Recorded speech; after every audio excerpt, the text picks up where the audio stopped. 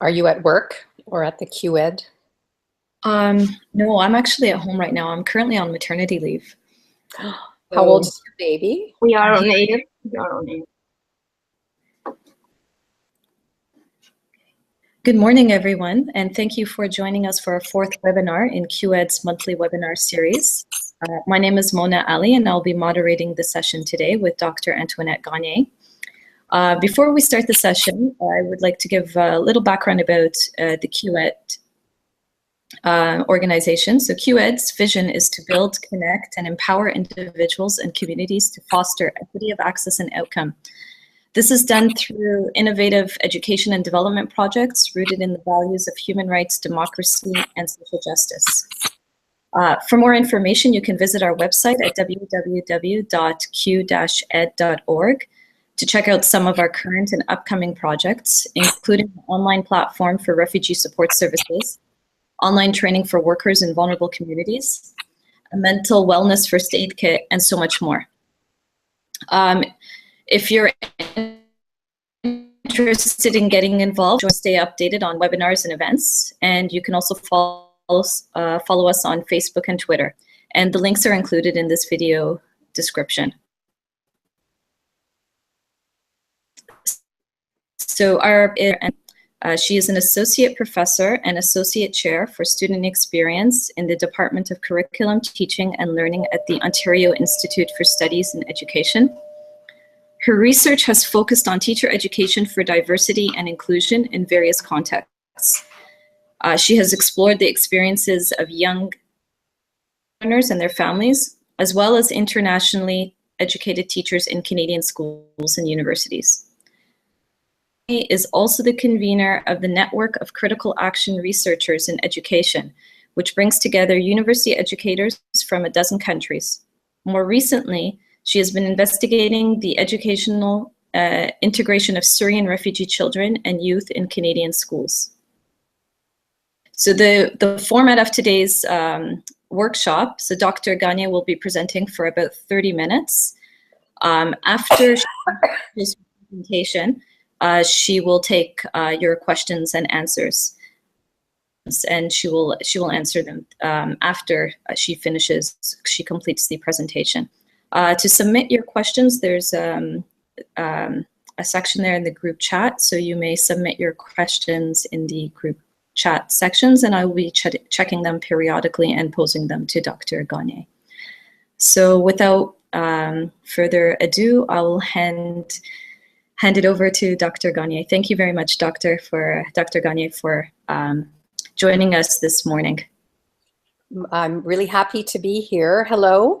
I'm going to be presenting using a PowerPoint, and because of the technology limitations, during most of the presentation, you'll be seeing the PowerPoint and hearing my voice. I will check in physically by switching screens every once in a while. So I'm going to be sharing findings from a pilot for a larger research project. And as such, many of the slides do include stories of real people, but pseudonyms have been used, and some of the details have been changed so that it's not really possible to identify any particular individuals. So here goes.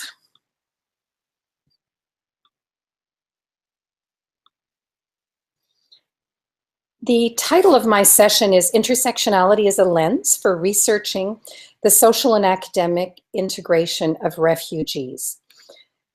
I've included my email contact at the University of Toronto should you want to follow up with me. I'm trying to figure out how to move the slide forward. It seems to be frozen. So I'm going to stop sharing for a moment and see. I'm not sure what has happened.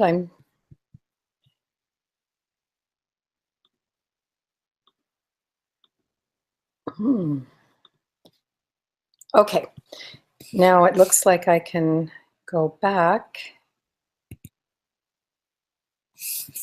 I apologize.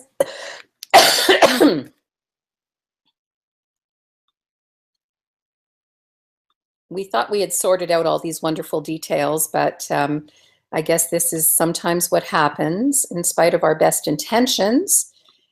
So I'm going to attempt again. My presentation will include some background context. I'll tell you a little bit about our specific research questions, participants, as well as the research team. I'll introduce a conceptual framework called intersectionality. And we will then hear the stories of various individuals that reveal the need for this intersectional lens. And I'll share with you a number of resources that are already available to us as educators who work with refugees in schools. I have photographs that have been blurred of some of our participants, just to give you a flavor of some of the real human beings that are involved in our research. I've taken the most recent statistics from the Canadian government website, and as of November 4th, there were over 40,000 newcomers. And in fact, that number has increased, I am told, to over 42,000 at this point.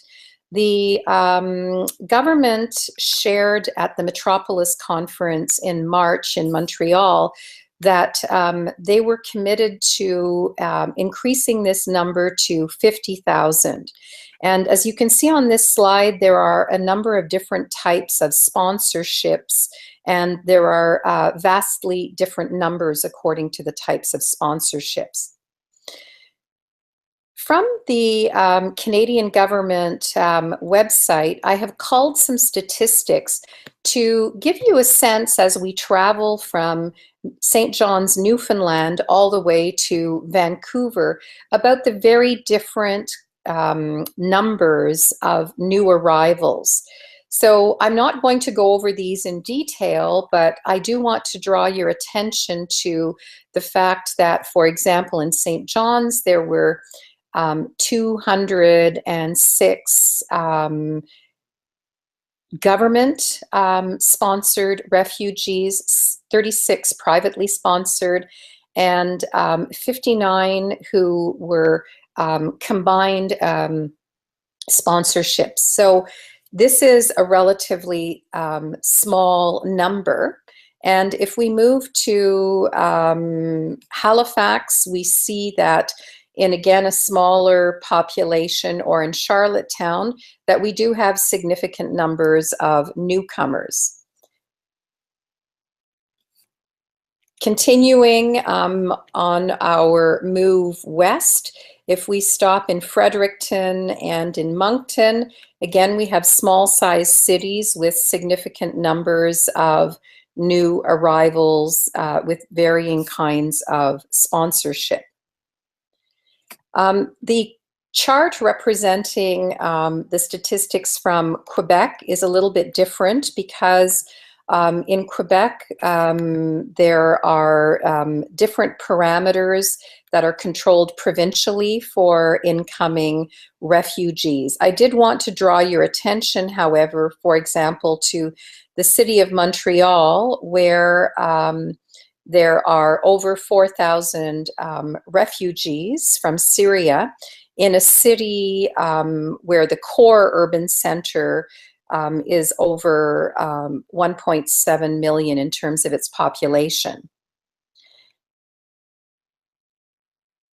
As we continue our move and we arrive in Toronto, the urban core of Toronto, if you wish, is estimated at 2.81 million, and we see the number of, again, new arrivals from Syria.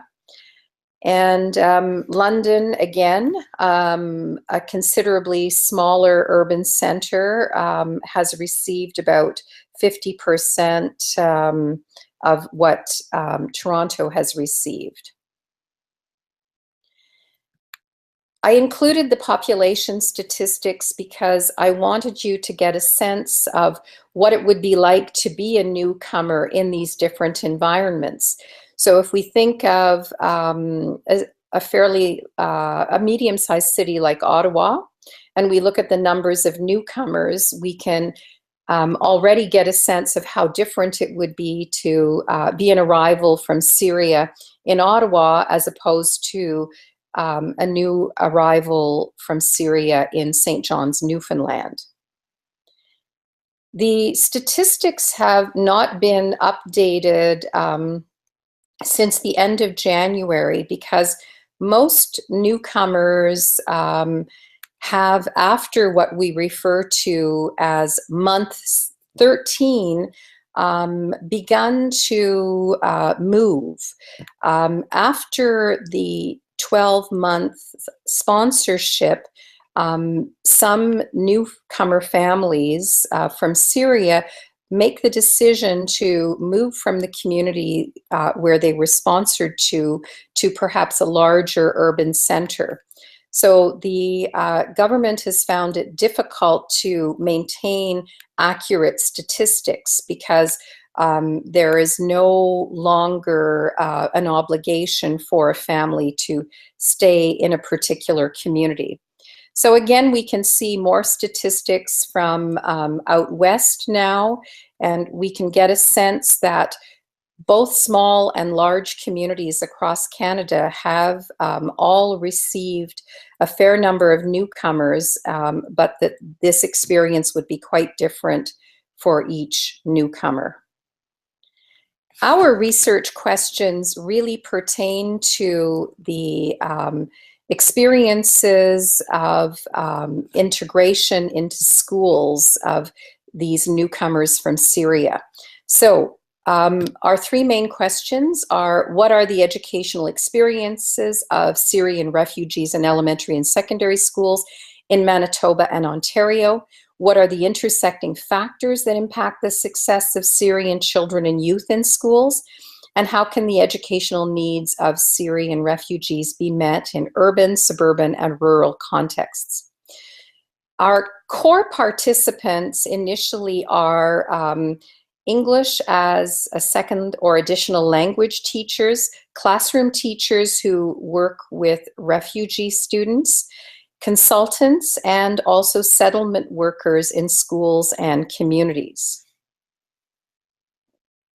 Our research team includes myself and my colleague Clee Schmidt from the University of Manitoba, as well as a wonderful group of graduate research assistants from two of our OISE programs, the Master of Teaching program, which is a 2-year teacher education program, and our Language and Literacies education program. At the University of Manitoba, where there's a bachelor's degree in education, some of the graduate assistants are from that 2-year program, and some are from the second language education program. I won't be showing you this video, but I did want to draw your attention to a very comprehensive and straightforward 3-minute video that helps to introduce this important conceptual lens that we are using in our research called intersectionality. Crenshaw was the first person to introduce this concept, and from the time she introduced it, it has really evolved as an extremely useful tool for many of us doing research across a number of domains. Another tool that I do want to introduce you to as well is this booklet that was prepared by Hankivsky from Simon Fraser University in 2014. I think its title is quite apt, Intersectionality 101. And it helps any one of us who are in the helping professions understand the importance of this lens and how we might apply it to our research across a number of contexts. There are URLs included on each slide so that you can easily locate these resources. One of the most useful representations of intersectionality that certainly resonates with me and most of my colleagues, both researchers and educators, is this wheel representation of intersectionality, which shows us at the center how we are all unique individuals. And in the second circle, we see various identity markers that make us who we are. And in the blue circle, we see that we are all embedded in contexts where, regrettably, there is no shortage of discrimination of various types. And finally, the outer circle shows how we are all in our local, national, and international contexts, surrounded by sometimes legacies of colonialization, different education and immigration systems with varying social and historical forces. In my work with this lens, I find that this second representation of intersectionality, which shows us many of the identity markers that we referred to just a moment ago, are organized along an upper and lower circle, with privilege being represented at the top and oppression at the bottom. These are referred to as the axes of privilege and oppression, and they help us to understand that our individual identity markers are sometimes perceived by others as being privileged or giving privilege, or usually for many of our newcomers, they are markers which usually mean that they will experience more oppression. For those who may be interested in uncovering additional resources that relate to social justice and intersectionality, I encourage you to visit the Diversity in Teaching website, which Clee Schmidt and I have developed with funds from the Social Sciences and Humanities Council of Canada. And we've developed this over a number of years, and among others, you can find resources on this topic that are annotated and categorized under books, journal articles, and websites. We, on this website, also have curated a number of video resources developed over the past dozen years. I wanted to draw your attention to this particular resource, which, although it's more than 10 years old, still is very relevant as it pertains to the social and academic integration of refugee youth in schools. This particular video series speaks to the perceptions and challenges of what we have referred to as low voice parents in their attempts to interface with schools. And again, there is a link that you can connect to actually find a series of videos on this topic.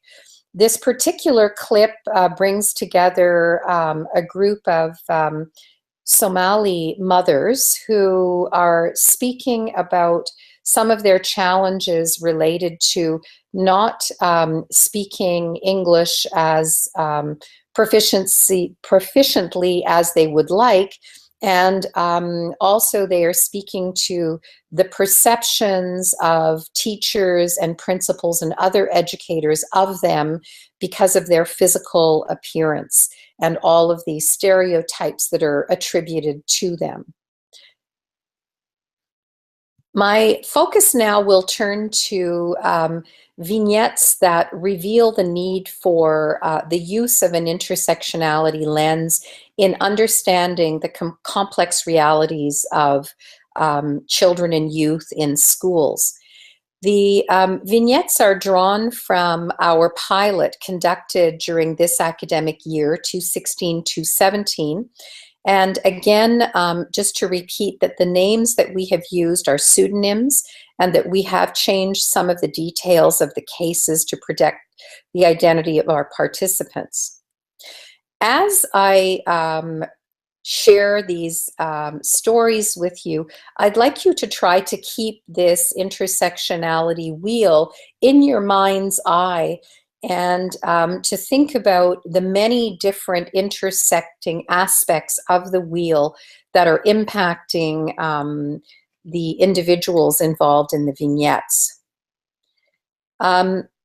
Mohammed is a 15-year-old government-assisted Syrian refugee who arrived in Canada in December 2015, settled with his parents and brother in Mississauga. Previously, his family had spent 4 years in Jordan, arriving there early after the start of the war in Syria. They rented accommodation, the parents had jobs, and Mohammed attended school in Jordan. He didn't have a lot of activities outside of school, so he spent his time reading a great deal about Canadian history with the hope that his family would be able to relocate to Canada. In Mississauga, the family lives in a working-class Arabic-speaking neighborhood. The family has saved enough money to soon be able to buy a house in the region. Mohammed attends a Tuesday family program that focuses on English conversation, and on Sunday the family takes a bus to an afternoon community center program where different activity stations are set up that allow the families to participate in fitness and other activities. There's a computer room where an Arabic-speaking engineer teaches the youth and talks to them about using computers, which Mohammed greatly enjoys. He has spent a year in an ESL program at his high school in Mississauga while doing other mainstream credit courses, finishing the most advanced ESL level in his school. Within 6 months of beginning at the school, Mohammed was the recipient of multiple awards for his volunteerism with other newcomer students. His plan is to complete grade 10 history as an online summer credit to get ahead. He intends to pursue post-secondary education following high school. Before I go on to another vignette, I chose to share with you a little bit about Mohammed's journey because I found that in reviewing all of the media representations of the journeys of different families across the country, that we rarely heard about families and individual children like Mohammed who are indeed settling into Canada very well and who had a slightly better journey to Canada that was less perhaps fraught with trauma than some of the families represented in the media. But we can see in thinking about intersectionality how obviously the social class that Mohammed and his family belonged to, likely higher SES, did allow them to flee the conflict sooner and have a transition period in Jordan that allowed everybody to continue gainful employment and education. And we also see a young man who is doing well and has high expectations. Ahmed is another participant whose story I will share. He's the father of a family with 5 children, and they are privately sponsored Syrian refugees who settled in London, where they live in a hotel for a month until housing could be secured. While in the hotel, the school board set up an emergency response team so they could meet with the entire family at once. The team had someone who could speak Arabic, a settlement worker, and a team of people from the school district who completed language and math assessments with the children. As a result, the school board created a one-week camp where the children would have a simulated school experience prior to starting at the school. They were each given a backpack with all the supplies they would need and had a chance to learn routines and practice what it's like to be at school. Ahmed and his family were known to the ESL consultant and the school board, first through the intake process and then through the one-week camp. The ESL consultant continued supporting the family during their first parent-teacher meeting. Because the mother was attending language instruction for newcomers to Canada, ESL classes, Ahmed took on the role of attending the parent-teacher meeting and interacting with the school generally. This new role represented a shift in traditional gender dynamics in the family. An Arabic interpreter was present at the parent-teacher meeting, and the sponsor was also in attendance. The sponsor had been very supportive of the family at every step during the settlement process so far, and in an effort to be proactive, requested that the ESL consultant share the child's report card with him so that he could ascertain how the child was doing and provide further support if necessary. However, this request prompted an angry response from Ahmed, who exclaimed in Arabic, "Do you think you own us?"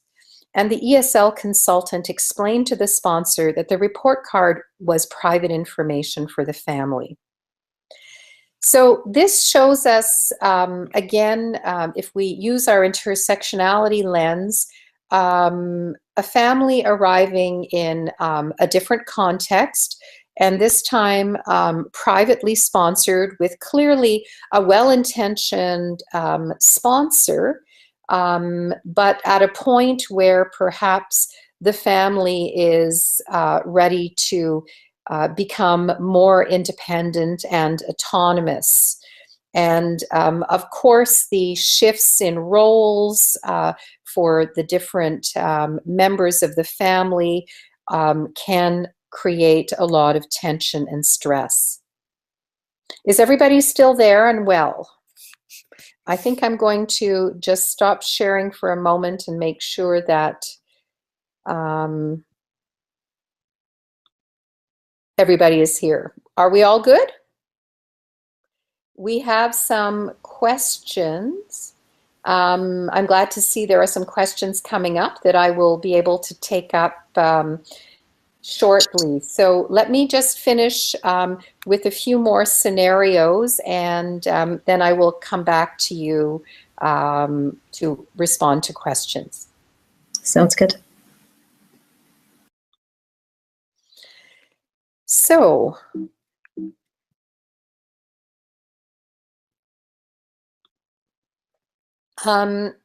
a different family grouping now with Hannah, Fatima, Sarah, and Amira. Sarah, 18, and Amira, 13, are sisters from Syria who relocated to Toronto with their grandmother, Hannah, and their 35-year-old mother, Fatima. Their father was killed in Syria. The family regularly attends a youth group that meets weekly in a multi-purpose room at a local library. The library was initially very happy to host the group, but as the numbers have grown, the space is rapidly becoming too small, and the library staff show irritation when food is taken out of the multi-purpose room or if group members spread outside the room. The grandmother, though she has very little English, is proud to see her granddaughters participating and happily watches and assists with the setup of activities.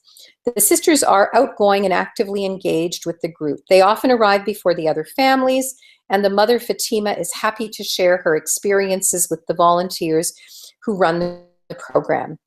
Very pleased to participate in a link class, but outside of the class doesn't feel that she has much opportunity to practice English because she lives in an Arabic-speaking community.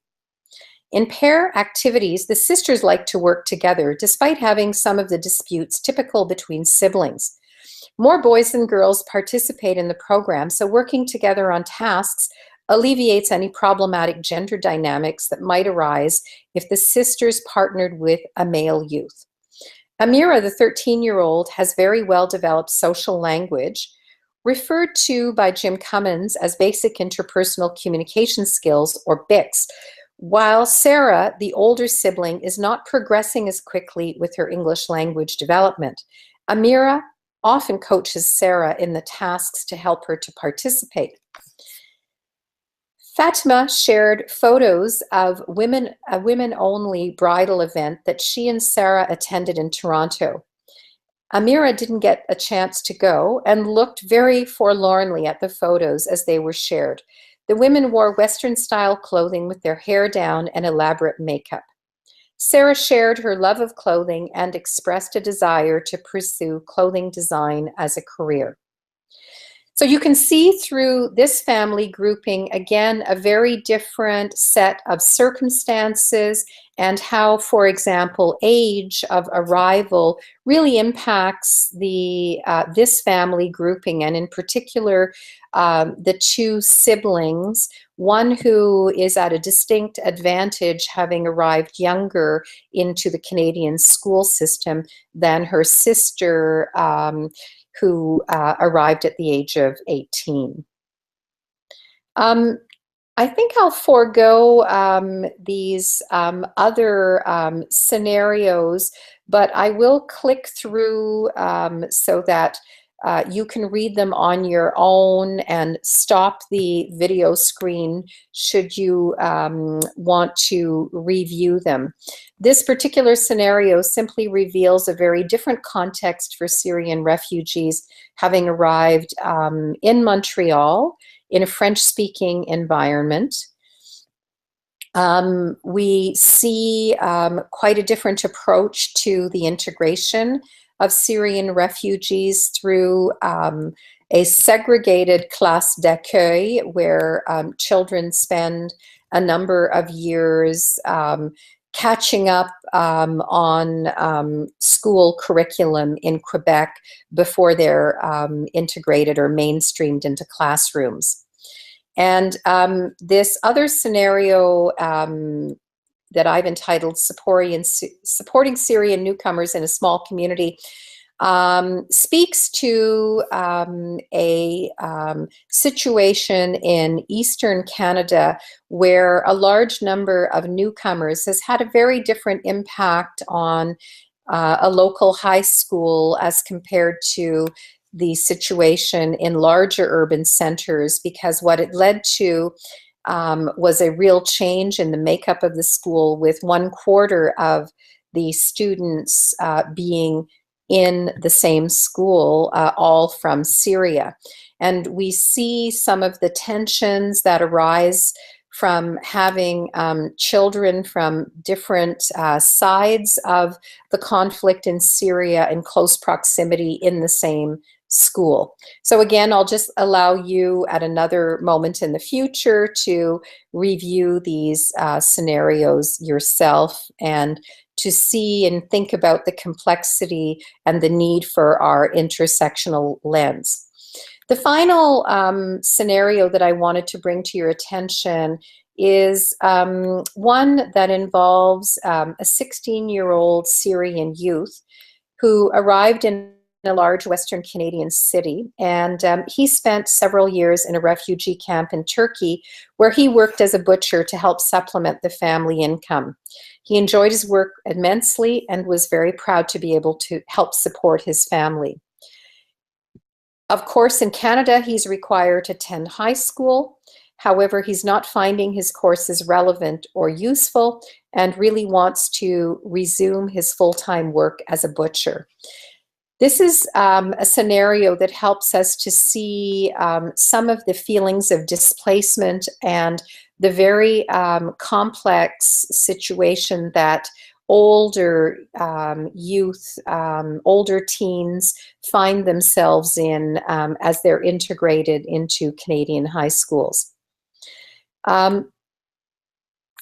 I'm just going to literally walk very quickly through a number of resources that exist for educators. I want to emphasize that there is, in fact, support for educators working with refugee youth, and these come in the form of guides, narratives, teaching tips, online courses, and downloadable pedagogical materials. These, for example, are all particular guides to help us with different situations. In this case, the first guide is focusing on younger children and their families. We have guides that have been developed in different parts of Canada, sometimes by NGOs, sometimes by different school districts. More recently, we have an excellent guide for educators to help students deal with trauma related to geopolitical violence and Islamophobia, which of course is something that our newcomers from Syria are experiencing. And again, there are links to each of these documents. There's a wonderful set of resources that the government of Manitoba has developed. These are interactive multimedia resources. Building Hope includes refugee narratives. And there is another interactive document entitled Life After War, Education as a Healing Process for Refugee and War-Affected Youth. These are all really wonderful because they are connected to video resources and other types of online publications. They include also for the Manitoba population a list of agencies and community supports, and there's an excellent and comprehensive bibliography that was done in 2012 also by Manitoba Education. More recently, Alberta has created guidelines and guidebooks for educators working with complex English language learners, and this includes refugee students. And as you can see from the table of contents, this does include a focus on working with the entire family. The resource exists for younger children as well.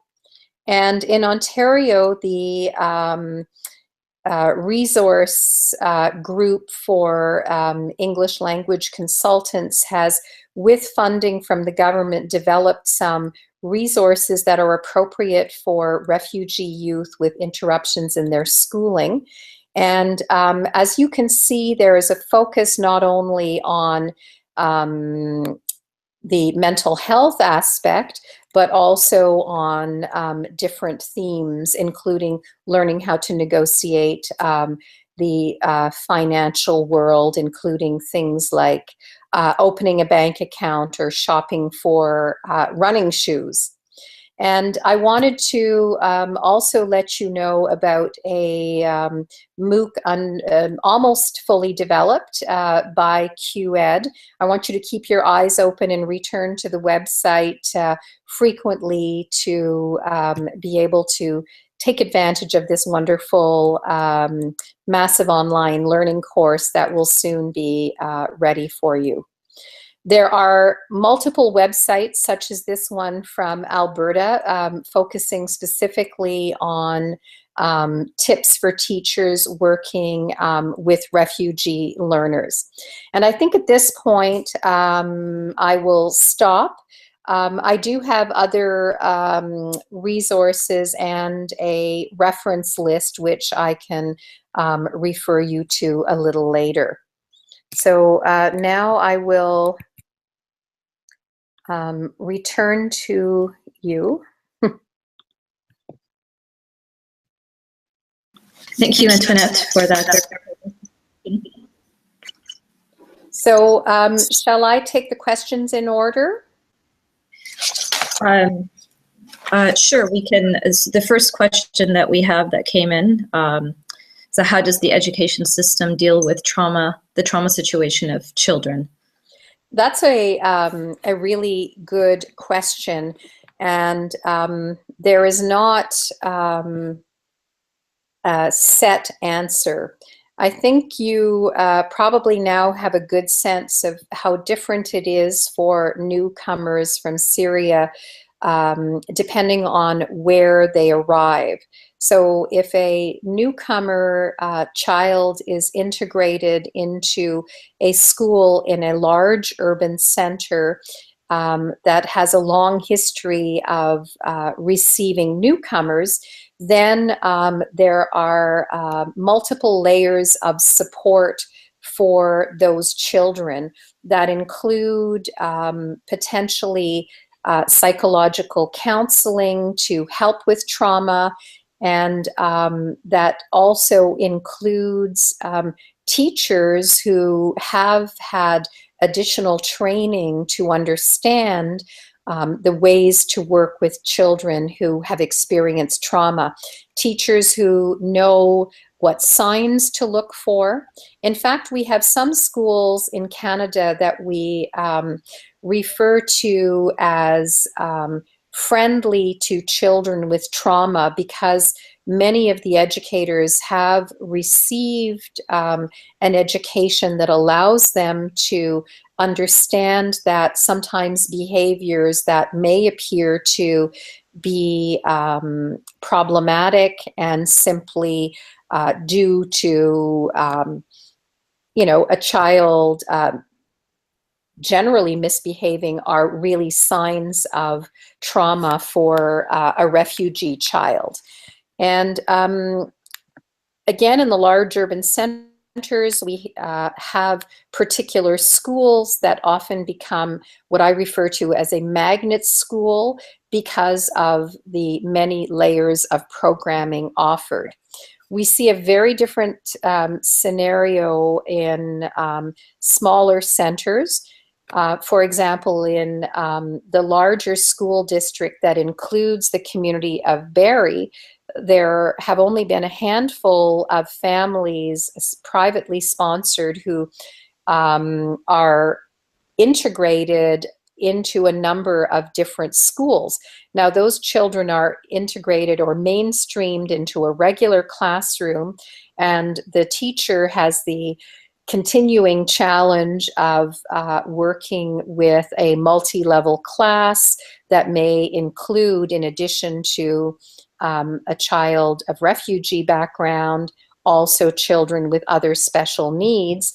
And I fear that in those cases, the trauma isn't necessarily being worked through in that individual class. However, school districts such as this example I've taken of smaller sized cities have usually deployed a roving team of psychologists and counselors to assist the families who are more spread out. And certainly partnering with various NGOs in different communities has made it easier for schools to support children who have experienced trauma. Finally, we have a group of settlement workers in schools that we refer to as Swiss, and oftentimes Swiss workers will play an important role in helping the school to be aware that certain children may have experienced trauma and need special supports.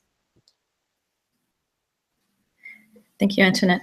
I just wanted you to touch, before we get to the next question, to ask if you can touch upon how you would define, or just elaborate on how you would define successful integration. That's a tough question.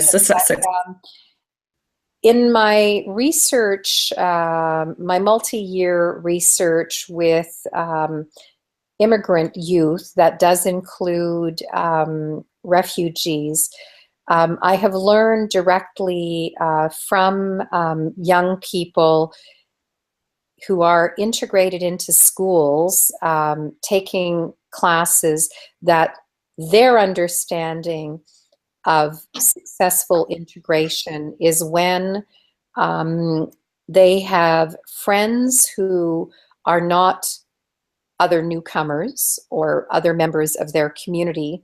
And when in, for example, class activities and groups are being formed, that they are not again segregated into subgroupings only with other refugee children, but where they would be working together integrally with other youth. So I guess I'm taking my definition really from their understandings. So initially, when immigrants or refugees are placed in schools, they find and tell me that they find huge comfort in having teachers who work with them in safe spaces, often in perhaps a particular classroom where the focus is on learning the language and the culture of school. And part of what children and youth report to me is that this, if you wish, segregation or pull-out situation where they're in a safe space for part of the day is an important transition step for their integration, full integration into classrooms once they have mastered basic language and can really fully take part in activities. Thank you.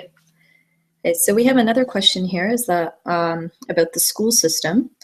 So the question is educational gap of, I guess, when the Syrians come in from, because of the years in transition, how does the school system address the educational gap? Again, it depends a great deal on which part of Canada we're speaking to. I can speak to the type of educational programming that we see in urban centers in Ontario, where there is a critical mass or sufficient number of children who have experienced interruptions in their schooling.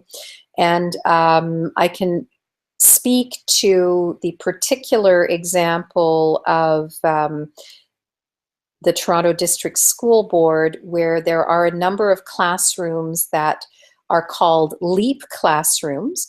And to help bring this to life, I can give you a particular example of a LEAP class, which is in a school located not too far from the Science Center, where there are a sufficient number of newcomers with interruptions in schooling to create a family grouping, which means children in what would normally be grade 4, 5, and 6 come all together, and they're working for up to 1, 2, or 3 years with a teacher who is a specialist and understands how to work with children with interrupted schooling and who may have experienced trauma, and who are able to enrich the curriculum and accelerate the learning of children. In particular, in these classrooms, we see an inquiry-based focus where children help to determine the focus initially and get to experience this very powerful type of learning that we call inquiry-based learning. And some children whose interruption in schooling may have been shorter will perhaps move from this family grouping of about 15 children that are of ages 9 through 11 into a regular classroom the following year that is an age-appropriate classroom. They would continue to receive language support and also support with the acculturation into classroom, but their main classroom would be a regular, let's say, grade 5. What we see in middle school and high school are also programs of this type, but typically if we have a program in a high school, we might see students from the ages of 15 to 20 in a grouping.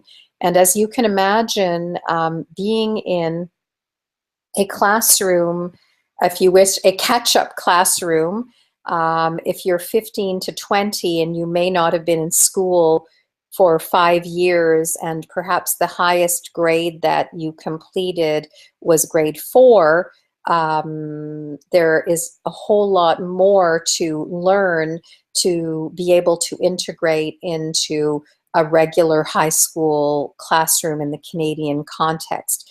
So these types of classrooms we see typically in urban centers, and if a child is in a neighborhood where there isn't a program like this, there will often be support with transportation so that a child or youth can join such a class. In smaller communities and in rural areas, there are not these types of classrooms, so typically a child or youth would be integrated immediately into the mainstream and receive different kinds of supports. It's not uncommon in elementary school, should you be in a town, that there might be an itinerant English as an additional language teacher who might come to work with you every other day for a half an hour, targeting and supporting your needs. And that EAL itinerant teacher may also be working with the classroom teacher to help the classroom teacher understand how to accommodate for that child.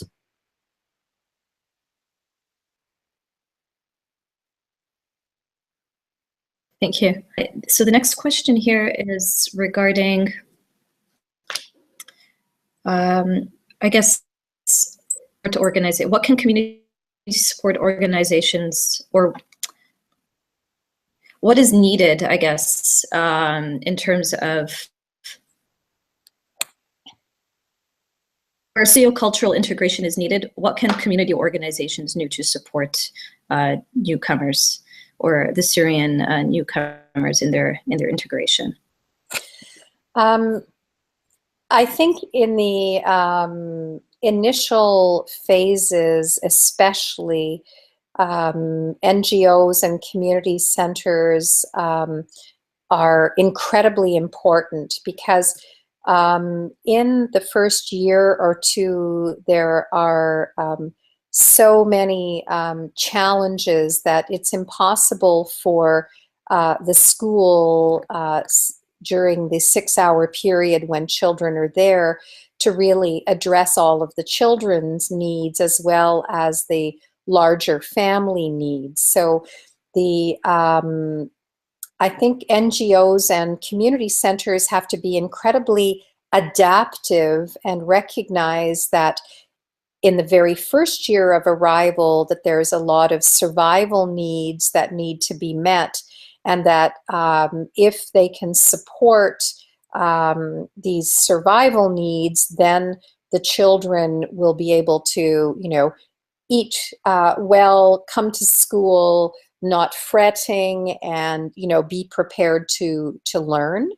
I think as families have been here for longer, especially after that sort of initial 6 months or 12 months, that community centers and NGOs can support families by providing more sophisticated supports in terms of extending perhaps their acculturation or meeting their acculturation needs by having particular kinds of workshops or mini courses or opportunities to interact with other families who are not from the same background. If anything, the one common thread in all of my research with not only refugee and immigrant children and youth, but also adult newcomers, is that they want to really move into Canadian society and not be left, you know, in their geographic ghetto. So I've seen some fabulous initiatives from community centers who very consciously recruit families from the community to become, you know, the special friends of a newcomer family. So these aren't through official sponsorship, but it does reflect some of the aspects of private sponsorship in that there is a twinning of somebody who is perhaps familiar with the community and can be a bit of a cultural interpreter. There are dozens of different iterations of these kinds of programs. In Alberta, some of the NGOs have been very successful with pairing what they refer to as cultural brokers with different families of Syrian background. In the Calgary context, I've never seen such a successful program bringing together volunteers from the community with newly arrived refugees, not only Syrian refugees, but others, in terms of creating an immediate and consistent connection to the community beyond.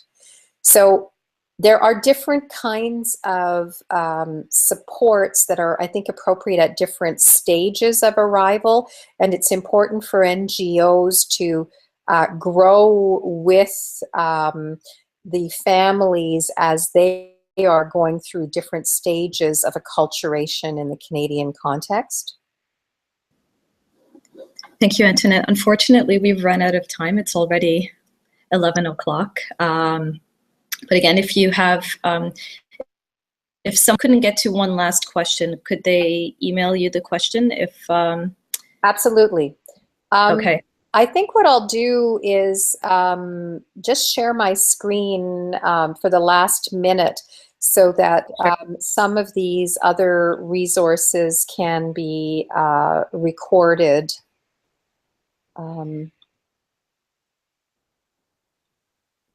I was mentioning to you about this one wonderful website, and I encourage you to go and visit these trauma-informed tips for teachers.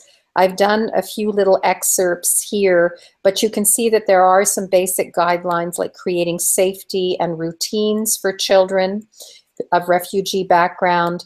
The importance of building connections cannot be understated. The importance of fostering emotional skill development, learning when to refer. So if a problem is larger or a challenge is larger than the one you can deal with as a teacher, it's important to know when to refer. And for all educators and I think settlement workers, it's important to do self-care because it can, in fact, be quite challenging. And I'm going to leave you with this screen. If any of you are interested in taking part in our research, we would love to hear from you. And these are our coordinates at the University of Toronto and University of Manitoba, respectively. And now, finally, back to you, and I look forward to hearing from any of you with your additional questions or concerns. And thank you, QED, for sponsoring the webinar. Thank you, Antoinette. It was a pleasure having you today. And I personally will definitely get in touch with you because I'm very interested in your again, for our participants today, thank you for joining us this Saturday morning. And if you're interested in being staying updated or with our future events, so you're again to join our mailing list, and you can also follow us on Facebook and Twitter. So the links are also included in this video description. So thank you once again, everybody, and we hope you have a wonderful weekend. All right, bye-bye.